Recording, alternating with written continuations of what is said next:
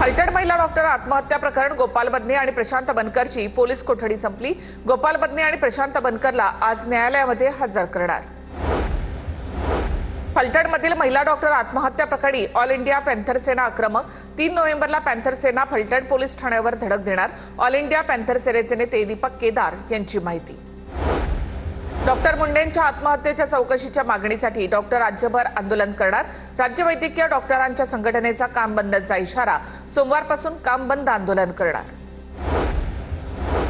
महिला आयोगाने मयत डॉक्टरलाच आरोपी करण्याचा प्रयत्न केला। रुपाली चाकणकर महिला आयोगाच्या अध्यक्ष आहेत की राजकारण्यांच्या प्रवक्त्या, तृप्ती देसाई यांचा सवाल। बीडच्या वडवडीमध्ये महिला डॉक्टरच्या गावातील ग्रामस्थांचं आंदोलन। पाण्याच्या टाकीवर चढून ग्रामस्थांचं आंदोलन। सुषमा अंधारे, ज्योती मेटे यांच्या विनंतीनंतर आंदोलक खाली उतरले। सुषमा अंधारे यांच्याकडनं बीडच्या वडवडी गावात जात डॉक्टर महिलेच्या कुटुंबियांची भेट। रुपाली पाटील यांचीही उपस्थिती। तर वारंवार पीएमच्या ड्युट्या देऊन रिपोर्ट बदलण्यासाठी दबाव टाकला जायचा हे तिनं सांगितलं होतं। कुटुंबियांची माहिती। ऑटोप्सी रिपोर्टमध्ये मृत्यूची वेळच दिलेली नाही, मग फॉरेन्सिक एक्सपर्टकडून ऑटोप्सी करण्याचा उपयोग काय? डॉक्टर महिलेच्या कुटुंबियांचा आरोप। तर पोलिसांना मृत्यू झाल्याची वेळ अंदाजे 11:50 दिली, मग आम्हाला 8 वाजता कॉल करून कसं सांगितलं? कुटुंबियांकडून घातपाताची मोठी शंका व्यक्त। मतदार यादीमधील दुबार नावे वगळण्याचे राज्य निवडणूक आयोगाचे संबंधित अधिकाऱ्यांना निर्देश। हमीपत्र लिहून घेणार। नाव, पत्ता, छायाचित्र तपासून साम्य आढळल्यास दुबार मतदारांकडून कोणत्या केंद्रावर मतदान करणार याबाबत अर्ज घेणार। लाडकी बहीण योजनेसाठी सामाजिक न्याय विभागाचे 410 कोटी, सामाजिक न्याय विभागाकडून 410.30 कोटींचा निधी वितरित। 18 नोव्हेंबरपूर्वी ई-केवायसी पूर्ण करण्याचं आवाहन। नाशिकमधील कुंभमेळ्यासाठी राज्य आणि केंद्र सरकारकडून 25,055 कोटी रुपयांचा विकास आराखडा। 7,000 कोटी रुपयांचा निधी मंजूर। रस्ते विकासासाठी 2,000 कोटी रुपये, तर साधूग्राम भूसंपादनासाठी 1,000 कोटी रुपये। शरद पवारांच्या राष्ट्रवादीच्या बुलढाणा जिल्हाध्यक्षपदी नरेश शेळके यांची नियुक्ती। रेखा खेडेकर यांच्या राजीनाम्यानंतर रिक्त झालेल्या पदी नरेश शेळके। मंत्री माधुरी मिसाळांची पुण्यातील टीडीआर प्रकरणामध्ये मुख्यमंत्री फडणवीसांकडे तक्रार। टीडीआर प्रकरणामध्ये मुख्यमंत्र्यांकडून चौकशीचे आदेश। पर्वतीमधील जनता वसाहतीमधील झोपडपट्टी पुनर्वसन योजनेच्या नावाखाली 762 कोटींचा लँड टीडीआर लाटण्याचा प्रकार होता। नांदेडच्या नायगाव पंचायत समितीचे 9 गृहनिर्माण अभियंता कार्यमुक्त। आमदार राजेश पवार यांच्यासमोर घरकुल योजनेमध्ये लाच घेतल्याची कबुली। जिल्हा परिषदेच्या मुख्य कार्यकारी अधिकाऱ्यांचे कार्यमुक्तीचे आदेश। बंजारा समाजाचा वाशिमच्या मालेगावातील समृद्धी महामार्गावर रास्ता रोको करण्यापासून रोखण्यासाठी 700 पोलीस तैनात। मालेगाव टोल नाक्याला छावणीचा स्वरूप।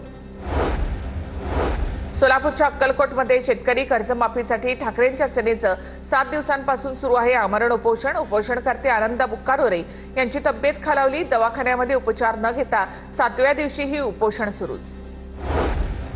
अरबी समुद्र आणि बंगालच्या उपसागरातील हवामान बदलामुळे विदर्भासोबतच कोकण किनारपट्टीला पावसाचा इशारा कायम। अरबी समुद्रातील कमी दाबाच्या क्षेत्रामुळे कोकण किनारी मध्यम स्वरूपाच्या पावसाचा अंदाज, तर समुद्र खवळलेला असल्यामुळे किनारपट्टीला दक्षतेचा इशारा। नांदेडमध्ये अवकाळी पावसाची हजेरी। कापूसही भिजला। सोयाबीन पाठोपाठ आता कापसाचे मोठ्या प्रमाणामध्ये नुकसान। मका, सोयाबीन नंतर कापसाचंही नुकसान होत असल्यामुळे शेतकरी हतबल। नांदेडच्या हदगावमध्ये ढगफुटी सदृश्य पावसामुळे नदी नाल्यांना मोठा पूर आला आहे, त्यामुळे शेतकरी संकटात सापडला आहे। सोयाबीन आणि कापसाचे मोठ्या प्रमाणामध्ये नुकसान झाले। नांदेड जिल्ह्याला हवामान विभागाकडून ऑरेंज अलर्ट जारी करण्यात आलाय। पुण्यामधील खेडमध्ये पावसामुळे कांदा पीक पाण्याखाली। द्राक्ष आणि डाळिंब उत्पादक शेतकरी सुद्धा संकटात। अवकाळी पावसानं नुकसान। कांद्याला चांगला दर मिळेना। सोलापूरच्या करमाळा तालुक्यातील शेटफळ नागोबा गावात शेतकऱ्यानं कांदा पिकावर नांगर फिरवला। सीताराम पोळ या शेतकऱ्याने 2 एकर कांदा पिकावर नांगर फिरवला। परभणीमध्ये रब्बी पेरणीच्या शेतीपूर्व मशागतीच्या कामांना वेग। ट्रॅक्टरच्या सहाय्याने शेतकऱ्यांकडून रब्बीच्या पेरणीपूर्वीची कामं जोमानं सुरू। आजारी असल्यामुळे वृद्ध महिलेला उपचारासाठी चिखलातून मार्ग काढत झोळीमधून नेण्याची वेळ। पालघरच्या डहाणू तालुक्यातील रायतडी वरठापाडा या ठिकाणची घटना। 2014 मध्ये ठराव आणि अर्ज करून सुद्धा रस्त्याचं काम होईना। छत्रपती संभाजीनगरमध्ये डोळ्यात मिरची पूड फेकून 27 लाखांची रोकड असलेली बॅग चोरली। कर्जबाजारी बाप आणि लेकानेच मालकाचे 27 लाख चोरल्याचं समोर। गणेश शिंदे, अमोल शिंदे असं बाप लेकाचं नाव। 12 तासात पोलिसांनी आरोपींना। बीडच्या वडवणी तालुक्यामधील कबडगाव बुद्रुक गावातील एका घरावर सशस्त्र दरोडा। सोन्याचे दागिने आणि रोख रक्कम असा एकूण 11 लाखांचा ऐवज लंपास। चारकोप विधानसभा मतदारसंघात मनसेकडनं मतदार यादी तपासणी मोहीम। राज ठाकरेंच्या आदेशानंतर मनसेकडनं राज्यभरात मतदार यादी तपासणी मोहीम सुरू। मतदार यादीमध्ये एकाच व्यक्तीची दोनदा नावं असल्याचं उघड। बीडच्या पालीमध्ये कॅनरा बँकेवर दरोडा। 8.5 लाखांची चोरी। बीड ग्रामीण पोलीस घटनास्थळी। पोलिसांकडनं अधिकचा तपास सुरू। कोल्हापूर पन्हाळा मार्गावर भर रस्त्यामध्ये तरुणीवर हल्ला। कोयते आणि तलवारी नाचवणाऱ्यांचा माज पोलिसांनी उतरवला। कोयते आणि तलवारीचा धाक दाखवला, तिथेच पोलिसांनी धिंड काढली। मुंबईतील केईएम रुग्णालयात डॉक्टरवर जीव घेणा हल्ला। डॉक्टरवर महिला कर्मचाऱ्याच्या भावाकडनं चाकूनं वार। प्रेम प्रकरणातून हल्ला झाल्याची प्राथमिक माहिती। महापालिका निवडणुकीसाठी काँग्रेसकडनं इच्छुक उमेदवारांकडनं अर्ज मागवण्यास सुरुवात। 2 दिवसात 450हून अधिक इच्छुकांचे अर्ज। हवेली तालुक्यासह सिंहगड भागातील जिल्हा परिषदेचे प्राथमिक आरोग्य केंद्र, उपकेंद्र तसेच सरकारी रुग्णालयातील डॉक्टर आणि कर्मचाऱ्यांचे काळ्या फिती लावून काम। फलटणमधील शासकीय रुग्णालयामधील डॉक्टरच्या आत्महत्येचा निषेध नोंदवला। सिडकोच्या घरांच्या किमती कमी करण्याच्या मागणीवरील चर्चेसाठी उपमुख्यमंत्री शिंदेंकडनं 3 नोव्हेंबरला बैठक। घरांच्या किमती कितीने कमी होणार याबाबत निर्णय होण्याची शक्यता। आयकर रिटर्न भरण्यासाठीच्या मुदतीमध्ये वाढ। कंपन्यांना 31 जुलैऐवजी 16 सप्टेंबरपर्यंत आयकर रिटर्न भरता येणार, त्यामुळे कंपन्यांना मोठा दिलासा मिळणार। दिवाळीच्या 10 दिवसांमध्ये एसटीला 301 कोटींचं उत्पन्न। दररोज सरासरी 30 कोटींचा महसूल एसटीच्या तिजोरीमध्ये जमा।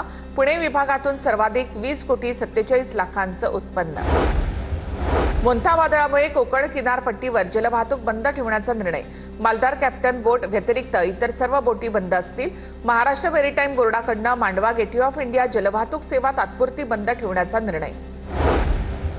एल्फिन्स्टन पुलामुळे बाधित होणाऱ्या 2 इमारतींमधील 83 रहिवाशांना नव्या घराच्या चाव्या मिळणार। या घरांची दुरुस्ती करण्याचं काम सुरू। 15 दिवसामध्ये म्हाडा ही घरं MMRDAकडे सुपूर्द करणार। कळवा रुग्णालयामधील प्रसूती कक्षातील प्रश्नाची मुख्यमंत्र्यांनी दखल घेतल्याची सूत्रांची माहिती। ठाणे महापालिकेकडे मागितला खुलासा। आयुक्तांना उत्तर देण्याचे आदेश।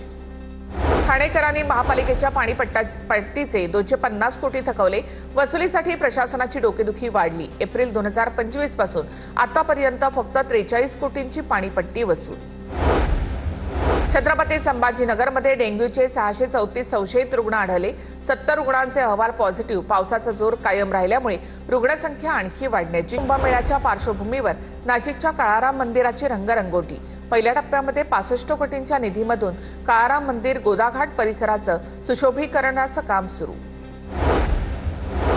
नंदुरबारमधील नळवा रस्त्यावरील रेल्वेच्या बोगद्यामध्ये पाणी साचलं। बोगद्यामध्ये पाणी साचल्यामुळे वाहतुकीसाठी मोठी अडचण। पाण्याचा निचरा करण्यासाठी जागा नसल्यामुळे वारंवार पाणी साचतंय। मध्य प्रदेशमधील ऊस उत्पादक शेतकऱ्यांसाठी योगी सरकारचा मोठा निर्णय। ऊसाच्या दरामध्ये प्रति क्विंटल 30 रुपयांची वाढ। यामुळे ऊस उत्पादक शेतकऱ्यांना सुमारे 3000 कोटी रुपयांचा अतिरिक्त लाभ होणार अशी माहिती। डोंबिवलीनंतर कल्याणमध्ये सुद्धा फेरीवाल्यांच्या विरोधामध्ये महापालिका आक्रमक। रेल्वे स्टेशन परिसरामधील अनधिकृत फेरीवाल्यांवर कारवाईला सुरुवात। मात्र स्टॉल हटवण्याऐवजी फक्त सामान रस्त्यावर फेकत कारवाई सुरू असल्यामुळे नागरिक संतप्त।